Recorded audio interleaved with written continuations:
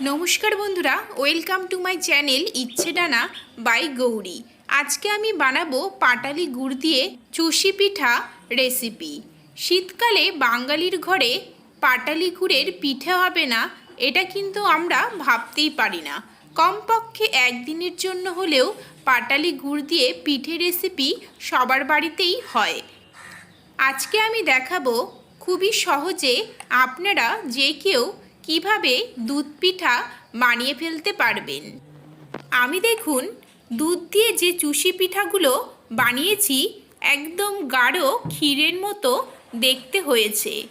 আমি আজকে যেইভাবে এই রেসিপিটি বানাবো সেইভাবে বানালে দেখবেন চুষি পিঠাগুলো একদম গাঢ় ক্ষীরের মতো খেতে হবে।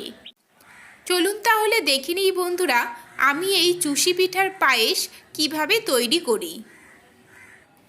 চুষি পিঠা বানানোর জন্যে আমি এখানে 150 গ্রাম চালের গুঁড়ো নিয়ে নিয়েছি।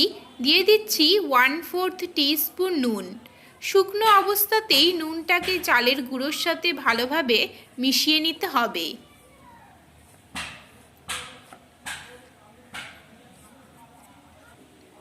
মেশানো হয়ে গিয়েছে। এবারে অল্প অল্প করে গরম জল দিয়ে একটা ডো বানিয়ে নেব। এখানে আমার ছোট চা কাপের 1 কাপ গরম জল লেগেছে। ডো বানানো হয়ে গিয়েছে দেখুন ঠিক এই রকম নরম একটি ডো বানিয়ে নিতে হবে। এবারে এখান থেকে ছোট ছোট করে ঠিক দেখুন এইভাবে একটি টুকরো নিয়ে হাত দিয়ে এইভাবে প্রথমে গোল করে তারপরে একটি প্লেটের মধ্যে রেখে দেখুন এইভাবে লম্বা করে নেব। ঠিক দেখুন এইভাবে সবগুলো আমি একে একে এইভাবে করে নেব। এখানে দেখুন সবগুলো আমার করা হয়ে গিয়েছে। ঠিক এইভাবেই আপনারা করে নিতে পারবেন। এখানে আমি 600 ml দুধ নিয়ে নিয়েছি। দুধটাকে প্রথমে খুব ভালোভাবে ফুটিয়ে নিতে হবে। দুধটা দেখুন ফুটে উঠেছে। এবারে আমরা এর মধ্যে দিয়ে দেব 150 গ্রাম পাটালি গুড়।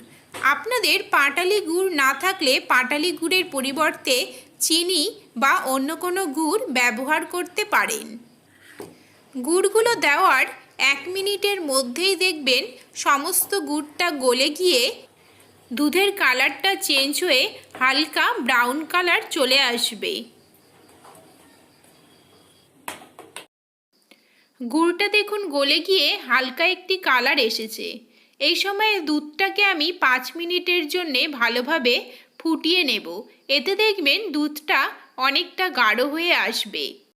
5 মিনিট ভালোভাবে ফুটিয়ে নেবার পর গ্যাসের ফ্লেমটা একদম লো করে দিতে হবে। না হলে কিন্তু পিঠেগুলো দেবার পরে সেগুলো নিচে লেগে যাবার সম্ভাবনা থাকে এবং ভেঙে যাবারও সম্ভাবনা থাকে।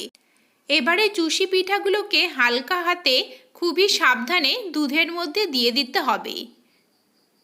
এই কাজটা একটু সাবধানে করতে হবে যাতে ভেঙে না যায় এবং পিঠেগুলো দেবার পরে আস্তে আস্তে করে নেড়ে দিতে হবে। তাড়াহুড়ো করলে কিন্তু ভেঙে যেতে পারে। খুবই হালকা হাতে এইভাবে নেড়ে চেড়ে আমি একদম লো ফ্লেমেই 20 মিনিটের জন্যে ফুটিয়ে নেব। বারবার নাড়াচাড়া করার দরকার নেই। 20 মিনিট হয়ে গিয়েছে দেখুন পিঠেগুলো একদম কমপ্লিট হয়ে গিয়েছে। দুধটাও দেখুন গাঢ় হয়ে ক্ষীরের মতন হয়ে এসেছে। ঠিক দুধটা যখন এই রকম গাঢ় হয়ে আসবে এবং পিঠে ও দুধটা একসাথে মাখো মাখো হয়ে আসবে তখনই বুঝতে হবে এগুলো একদম কমপ্লিট হয়ে গিয়েছে।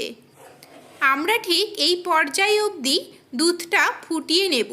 এর থেকে বেশি কিন্তু আর ফোটাবো না, তাহলে কিন্তু পিঠেগুলো নিচের দিকে লেগে যাবে এবং পিঠেগুলো ভেঙে যাবারও সম্ভাবনা থাকে। তাছাড়াও দুধটা ঠান্ডা হলে কিন্তু জমে গিয়ে অনেকটা গাঢ় হয়ে আসবে। এবারে নামিয়ে নিচ্ছি। এই দেখুন বন্ধুরা নামিয়ে নিয়েছি। তো বন্ধুরা আজকের পাটালি গুড় দিয়ে চুষি পিঠার এই রেসিপিটি আপনাদের কেমন লেগেছে আমাকে অবশ্যই কমেন্ট করে জানাবেন। ভালো লাগলে আমার চ্যানেলটিকে সাবস্ক্রাইব করে নেবেন, লাইক ও শেয়ার করবেন। এরকমই আরও অনেক পিঠের রেসিপি আমার চ্যানেলে রয়েছে, সেগুলোর লিংক ডেসক্রিপশন বক্সে দেওয়া থাকবে, সেখান থেকে আপনারা পেয়ে যাবেন। তাহলে বন্ধুরা, আজকের মতো এখানেই শেষ করছি। দেখা হবে নেক্সট রেসিপি নিয়ে। ভালো থাকবেন, ভালো রাখবেন, ভালো ভালো খাবেন। নমস্কার।